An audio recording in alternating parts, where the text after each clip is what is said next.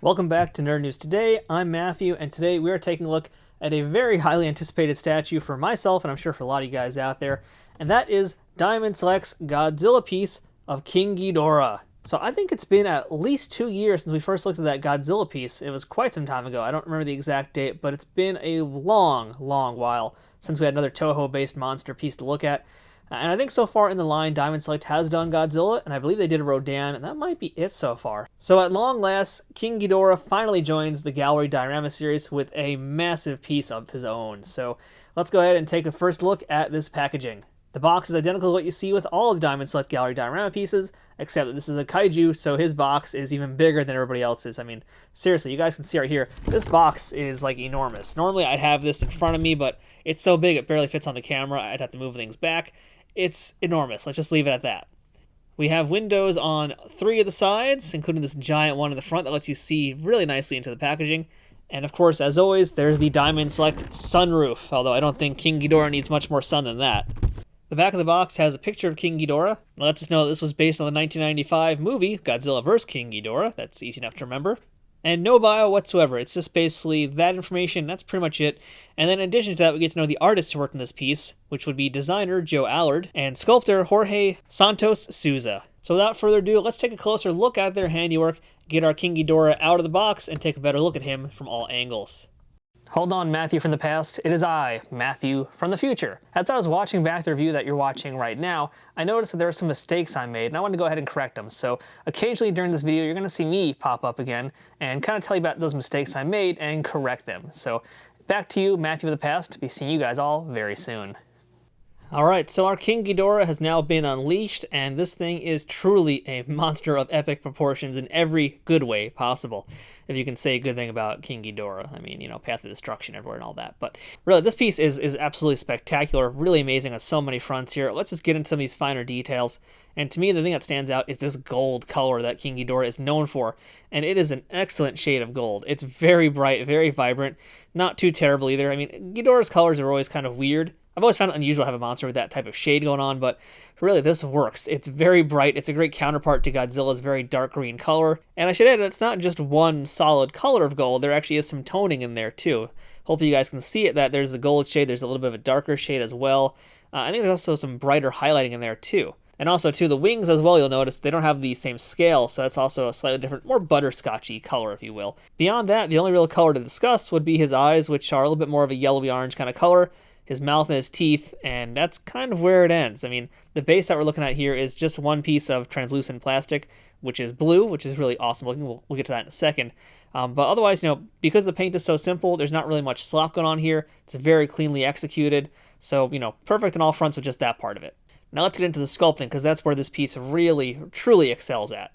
So all the Ghidorah heads here, their likenesses are just really wonderful, really perfect, very scary, very monstrous, as they should be. And in case you're wondering, no, they are not articulated. If you're noticing that little cut in all of the heads, that's just how these pieces are made and assembled. Nothing is articulated on this piece. It's all one solid thing at this point. That's just kind of how they design it and how they assemble it. Matthew of the future jumping in here to make my first correction for this video, and that would be about the heads and the necks. Turns out they actually do articulate. I didn't know that, and nothing on the packaging says that as far as I can tell. So yeah, the heads actually do in fact move. Why didn't I know that? Well, because they're really stiff. Even right now, they're still very stiff. I actually managed to crack them. In fact, I heard the noise as I was doing it. You can kind of hear some of it now, but there was that first noise that these toys make when they first pop them, and they're very loud. Now they're moving all right. They're still pretty stiff, but they do in fact move. Let's see if I can get this guy to make a big pop. Oh, he's actually loose. Well, go figure. But yeah, you know, normally diamond pieces don't have articulated things because they're statues, and statues don't normally move, especially at this price point. So yeah, that's why I didn't even think to check. So turns out that was something I was wrong about. They do move. Now back to you, Matthew of the past. But the sculpting is really, really great. It has that kind of classic Japanese monster look to it that kind of almost looks a little bit more like a traditional dragon. But then at the end of the day, it's also a Toho kaiju, so it's a lot scarier than just that. I love all the scales, all the texture in that especially, and that texture goes throughout the entire body. I mean, all of these scales you can see are different sizes, and they go as well as on the wings too. Different sizes, some different shapes in there as well. I imagine that if you were sculpting this by hand, it would be a giant pain to do this. And I don't envy whoever had to actually sculpt this, but man, it really paid off because all of this design, all this texture is so great, especially here in the wings. I mean, it really wraps around, in particular in this part of the wings. It makes it just look so cool, so realistic also, and just so much like the actual monster from the movies. One thing I never knew about King Ghidorah is that he's got a forked tongue, so it's my first time finding that out thanks to the statue, and that is really kind of extra frightening and extra disturbing for me to discover. But beyond that, I love his teeth, and he's got so many. Like, wow, that's a lot of teeth. That's going to be real hard to maintain that dental hygiene. But really nice there. Just the faces are all great. They're all really scary looking, very frightening. And because everything on Ghidorah is so angular as well, it's just going to look very threatening no matter what you do with him. And this piece really reads to me as a threatening character. Just the way it's kind of enveloping the space around it. Just very monstrous. I really like it. And again, back to this base here. It is this blue water base, and it's all one solid piece. Really cool. He's basically coming out of the water, having a battle with Godzilla. And speaking of, this is the coolest part about this particular piece. It actually connects to that Godzilla that we looked at a few years ago that we're going to bring back in right now. Alright, so in this corner we have our Godzilla statue, and on this side we've got our King Ghidorah. Now when they say snap together, I think they're using that term a little loosely here, because I don't see them having any way to actually connect necessarily straight on here. But let's see what we can do about maybe getting them to match up in some position. I mean, the way they're like here, it looks like they should basically go right around here perhaps, and I think that basically works. I mean, yeah, these guys are pretty much bookending each other right now. It's very, very interesting. Very cool. Let's see if I can actually match up a little bit closer. I think maybe this will do it. I mean, there's no like actual connecting piece here, so they're not going to like officially snap together like it's a Lego or something like that. But they do work together as a story, and you guys can see here, it definitely is working out very, very nicely. But we don't have that here, so they kind of loosely fit together. It works still, but it's not necessarily as tight as I was hoping it would have been. Matthew of the future here, one more time to make one other correction. Turns out I was trying to pose them all the wrong way. It just didn't occur to me. So yeah, as it actually turns out, these guys do fit together very, very, very nicely. And in fact, it's so nice because it's actually meant to replicate one of their famous movie posters from this film. And I just hadn't seen the movie in a long time. It didn't occur to me to even think about that pose, but that's actually how it is. And I'll show you guys what I'm talking about here. So you get your Godzilla piece, you plop him down over here in the front, you get your Ghidorah, and you basically will position Ghidorah right behind him, like this, more or less.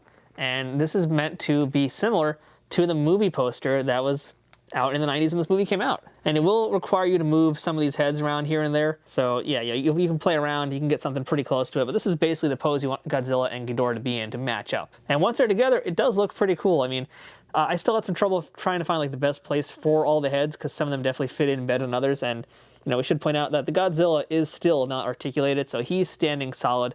It's only Ghidorah's heads that are going to move and change positions, so, you know, you guys will have to figure that out, you know, the best way to pose him. But this is pretty much it right here. This is about as close as you're going to get it, and I think it does look really cool. So if you do get them together, this is the way to go, and it's pretty sweet looking. Back to you, Matthew of the past. That said, as an independent piece on its own, the base is very, very cool here. I mean, I just love this mushrooming water effect. It's billowing so violently. It really adds a lot of force to the piece.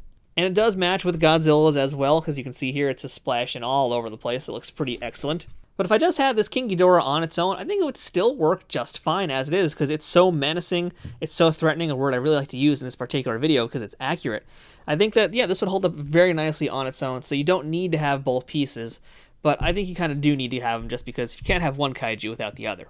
So at the end of the day, this is a very, very large gallery diorama piece also. Keep in mind, this is PVC. This thing is enormous. It's bigger than Godzilla, and we know Godzilla is a pretty big piece as well, but this is bigger than him. So you're getting a lot of bang for your buck here. If you're a fan of the Toho kaijus and just monster stuff in general, this is a must-have piece, especially if you got that Godzilla, because it's been, like I said earlier, many, many years going. Maybe not many, many, but it's been a long time coming, and now we finally got them together. They look really great side by side, and I hope that there will be more Toho pieces just like this from Diamond Select, because there's a whole lot of other monsters they haven't gotten to yet.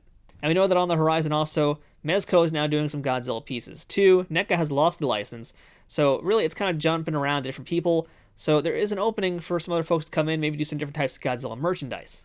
But in terms of the statues and in terms of affordable price points as well, I gotta give it to Diamond Select, and I think side by side, both pieces together, or even just King Ghidorah on his own, real great. You know, I've been a Godzilla collector and a Godzilla fan for a long time, and this is something I've been really waiting for. It's something I'm looking forward to having in my collection.